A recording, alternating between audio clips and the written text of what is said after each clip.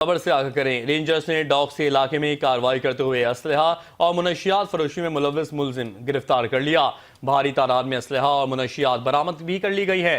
तफसीलात के लिए हमने रब्ता किया नुमाइंदा 5 न्यूज़ रिजवान शाह से। जी रिजवान, क्या मामला है, ये आगाह कीजिएगा।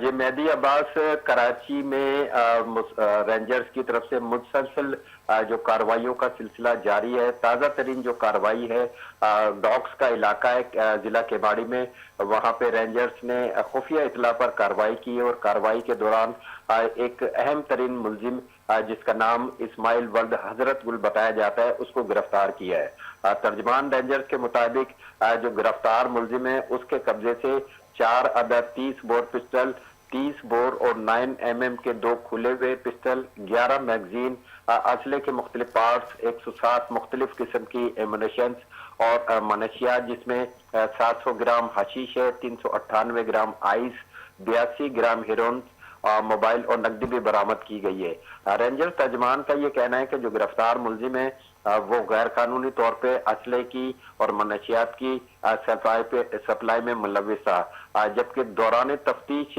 जो मुलजिम ने इंकशाफ किया है कि जो गिरफ्तार मुलजिम है ये असलहा और मनशियात जो है वो दर्रे आदब खेल से लाकर यहाँ कराची में फरोख्त करता था।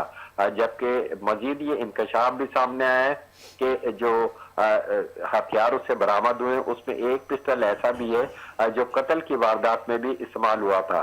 रेंजर्स तर्जमान का मजीद ये कहना है कि दौरान तफ्तीश ये भी सामने आया कि मुलजिम का एक भतीजा है जो एक मुकदमे में मफरूर है जिसकी तलाश जारी है।